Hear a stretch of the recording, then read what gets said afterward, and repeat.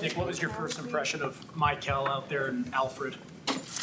Michael looked really good. He's very physical. He's got a big reach, so I think he just needs to hone in, obviously, his first day on his aiming points and trusting the system. I think him and Alfred are coming from different styles, so but both of them have immense talent, so it'll be fun to watch them What's grow. it like being out there again with Coach Solin? How's he different from the coach you saw go to the Jets? Coaches. Yeah, I mean, when I was a rookie, I didn't really know any better. So, yeah, having him back has been awesome. I've spent a good amount of time with him, played a little golf, and hung out in OTAs. So I got to know him a little more as a person, which is cool. And then just his commanding presence in the defensive meetings is it's what we needed. You've had a lot of turnover on the defensive line in your 7 years here, so now you have some young guys, some vets. What's this group like to you? I like the group. I like our new additions. Talking about the D line. Yeah, I mean, bringing Bryce in and obviously having Sam and Yetur and Jordan and KD, guys that have been around. But also the new guys. I mean, I like it. I like the group. I think we have a lot of talent. I think when you look out on the field, you see NFL bodies out there that look impressive, which is a good thing. Obviously, we're young, but I think, I mean, just because nobody knows them now, they play a good couple games, then the whole world knows them, so it'll be exciting. Back to your rookie year. When you got here in 2019, Nick, that was a team that leaned a lot on young players, rookies like yourself. This team probably going to do some of that. Is there anything you can take from when you were on the other side of that you can now pass on to them that will help them come along quicker? Yeah, I'm sure things will come to me throughout the year. Just things that I'll talk to them about and help them with. But yeah, I definitely need to take a leadership role for sure. I think it's one thing to come in and work on my job and get better, which is all I've ever really worried about. And then it's another thing to try and bring everybody along with you. So it's definitely something that I'm thinking about and something I want to do. Going from kind of player to player, young player to player, to kind of talk to them throughout practice, are you enjoying that role, that part of it? Yeah, I mean, it's just friendly banter, but some of it is constructive criticism and yeah, I mean, obviously it's fun to watch a young guy just go through the growing pains that I went through, and anything that I see, I'm going to help them with. Having gone through your own contract situation with this team, is there any advice or maybe like words of encouragement that you've given Juwan during this time? I have not, no. Did you manage the expectations? Kicking competition at all? It's a little different this year, right? As you're having them one kick, the other guy I kicks. actually am paying attention to it, but can't lie. Why is it different? No, it's kind of exciting. So much went on during camp last year in terms of players being hurt or not being able to practice their contract. Does it feel a lot different this year? I mean, it seems like there's no drama. You know, just everybody can work on their jobs. Do you get a sense of that? I think I've answered a similar question maybe during OTAs. The drama is from the outside. There's really no drama. When Trent and BA weren't here, well, BA was here, Trent wasn't, right? It's just, I mean, it's just work. Everybody's here. We're all friends. There's no drama. From a defensive end standpoint, do you like it when you're shifted inside on obvious passing downs and you're going against a guard or a center? Is that advantageous to you and Michael and other guys? Yeah, I mean, you have to rep it and be good at it and know what's coming. It's definitely a different style, and if you're not good at it, then it's probably not something that you should do. I think myself, I've kind of gotten away from it throughout my year. I kind of got comfortable on the outside, but I wouldn't be opposed to working at this camp, but I think Michael is comfortable with it, and I think we're going to utilize him there. What makes you good at it? I mean, what skill do you need to have to be good at that? It's hard to say. I don't think there's necessarily a skill set. It's just like guys like Arden was really good at it. Charles was good at it. It's just ability to speed up your hands, speed up your movement a little bit. Yeah, it's hard to say exactly what it is, though. How do you manage your expectations? Ready for training camp. Obviously, you kind of strike me, just assuming, as kind of a quiet person, kind of speak when spoken to. When it comes to this group, being that they're so young, have they required you up to this point to kind of be more vocal when it comes to like being the leader? Because you're kind of like the one that everybody's looking to on the defensive line. I don't think there's a requirement, but I think I naturally do it. I think towards the end of last year, not that things were going great, but there was such little continuity in the people that were out there towards the end of the season that I was becoming a little more vocal, and I mean, I am vocal in my own way. I'm not going to give a rah-rah speech, but I think when you come from the heart and say things that rarely say things and say things that do come from the heart, then they mean a little more. Did you manage your appreciate it.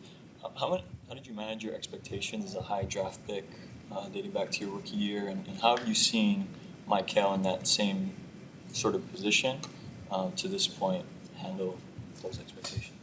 My rookie year was tough because I got hurt a couple times, so it was kind of stressful. You just kind of have to lean on some of the older guys. And the only thing that makes you really feel good is going out there and contributing and playing good, because then all those negative thoughts of whether you're going to pan out and all that stuff kind of just go away. But I think Michael does a really good job of that. I think he doesn't seem stressed at all. He's just coming in, working, and just very lighthearted, but also very intent on getting better every day. Thanks, guys. Nick Kittle will be our next. Howdy. Hi, George. Hello. George, a lot of People just hide mics up here. That's crazy.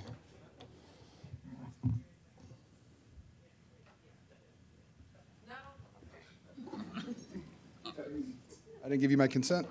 Sorry. Howdy. Hi, guys. How are we doing today?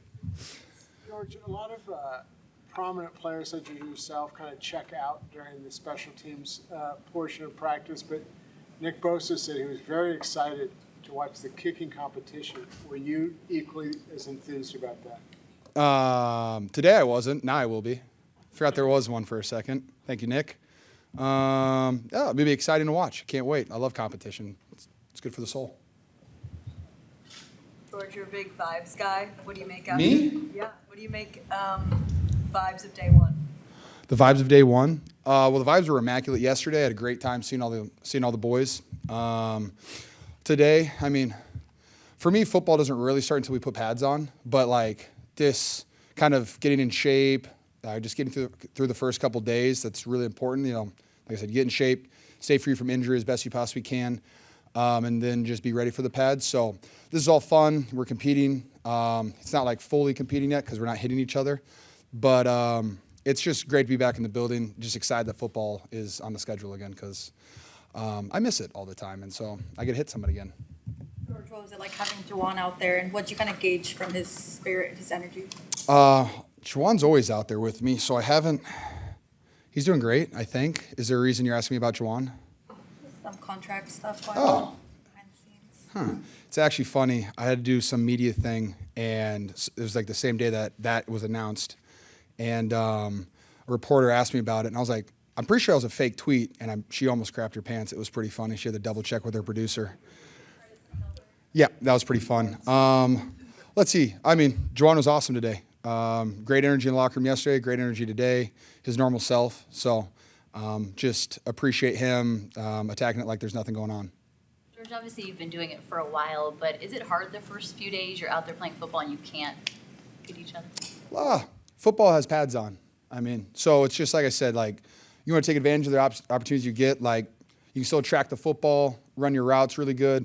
The run game's ugly as crap. Like, you can kind of work on your first step, your second step, your hands, but like, I mean, I lead with my shoulder pads and my helmet, so it's kind of hard to do that when you're not wearing pads or anything like that. So the run game's kind of a wash to me, but like, you still just work on your angles. The pass game, though, it means a lot, but like, I'm a physical pass runner. Like, I like to run into people and throw people when I run routes. So it just, challenges you to get open in different ways. And, I'm just going to have fun these first couple days. And when we put pads on, then football started. How do you think the evolution of your preparation with tight end U has changed the way you get ready for day one, day two, and so on and so forth? I wouldn't say it changes too much for me. Like, I know the level of shape that I need to be in. I know the reps I need to take. I know that I need to run a shit ton of routes preparing for this, because that's what I do in training camp. I run block and I run a ton of routes. So, like, that's really all I focus on is that. I mean, I can pull some fun things from tight end U. Like, I've heard Travis talk 5 years in a row now, and I still pick up new things every time he talks, so that's really fun. This year we had Evan Ingram talk about releases, and that was really exciting to hear him talk about, because he's such a freak athlete. And then he had film of him doing it on his home field, and so watching him do it and his thought process was cool. And I've taken some things from that. Not going to say I'm going to release like him. I like the way I release too, but you can kind of take his drills and stuff. So I take those, add my the 40 days away, and then show up to camp and just try to remember some of that stuff. But at the end of the day, just play football fast and flying around. Which of your guys attended tight end U? Say that again? Which of your fellow tight ends on the 49ers attended tight end U? Let's see. At tight end U was everybody except for Tungus, but he did show up to my Kittle Fest party that weekend too, so I give him credit for that. We practiced other things, like drinking beer. Get out of spending extra time with Brock down there at your facility. Oh, it's awesome. I mean, I've been really lucky to have I have CJ Beathard down there who knows our offense, so that's always really helpful for me. I'm not training with a quarterback who doesn't know it. But then with Brock down there, it's really fun, because they give us a list of routes that they want us to focus on, and for us to be able to run 20, 30, 40 routes 2-3 days a week, it just helps me. So when we get back and we show up here, it's not like we're running routes together for the first time and you have that rust.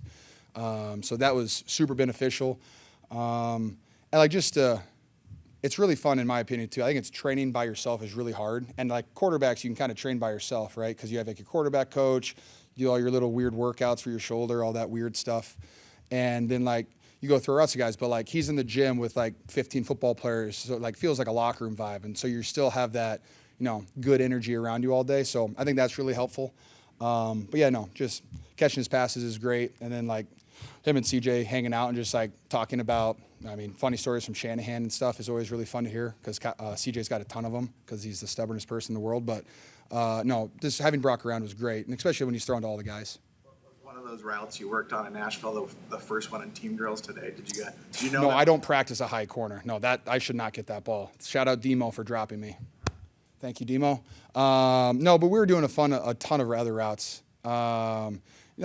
Some throwbacks, was fake crossing routes that you break back out of, some double move stuff, and then just the staples that we run 300 reps of, and then just being able to get those now, so he gets the speed of it and how I run my routes, because I run my routes a little bit different than other tight ends, and so just for us to get on the same page is beautiful.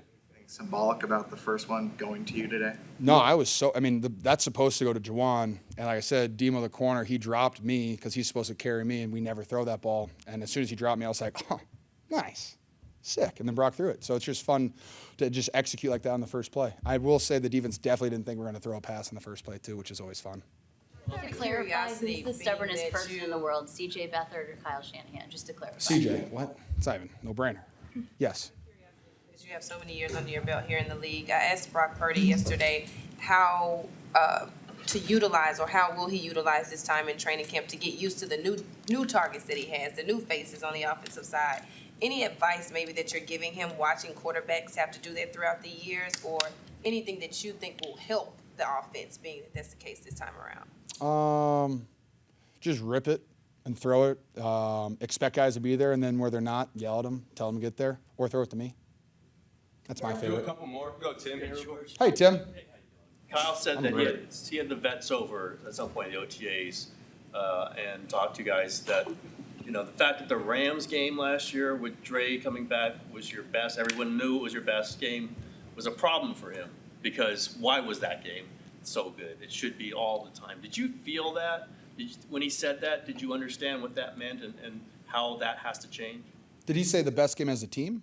He just said it's generally understood. A lot of people. Yeah, I would say it was our best game as a defense. Our offense was pretty poopy that day. I will say that. I mean, Kyle's a coach that, like, he feels the energy of the team. That's what he does. And, like, Dre Greenlaw is a player who exudes energy at all times. And so, like, you feel him whether he's on the field or not. And, like, he could be out there with the threes and you still feel Dre Greenlaw's energy. And I think, like, when you lose someone like that, it's really tough. And so then when they come back, it's just like a completely different vibe. And, you know, that's a challenge to us for, like, you have to replace a guy like that, which is really difficult to do. And Dre Greenlaw's you know, in my opinion, a one of the best players I've ever played with, especially when he's on the field. And so, you know, it's a challenge to us to find guys in the locker room that we currently have to step up and bring that energy and bring that juice because you see, like, when Fred and Dre play together or Fred, Dre, and Aziz play together, you could feel all three of that energy. And, you know, I think we're finding a guy to go with him that's going to help him bring that juice on every single play because, you know, Fred plays every single snap. How's Brock different? How's Brock different, better from year one to the guy you see today? Most obvious answer, I would say he understands the offense better. Besides that, I mean, I think I've said the same thing for the last 6 months. Everybody asks me, what's different about Brock? He's just vocal. Like, he understands the offense. He's comfortable in the offense. He's taking risks. No, I like it when he forces the pass. Like, I like that. I'm okay with him throwing a couple of interceptions in training camp. Like, I'd rather him throw them now than later. I want him to force those passes. But just his vocalness and, like, here, when someone runs a bad route or a bad stem with the wrong steps and he yells at them, like, I want that. Like, I want our quarterback to hold guys accountable because, like, a coach can yell at you and then some guys, like, just goes over their head. But when, like, you know, Brock Purdy, your quarterback, yells at you, then it sticks. And so hopefully that continues and he continues to be a vocal leader for us. All right. Thanks, George. Thanks, guys.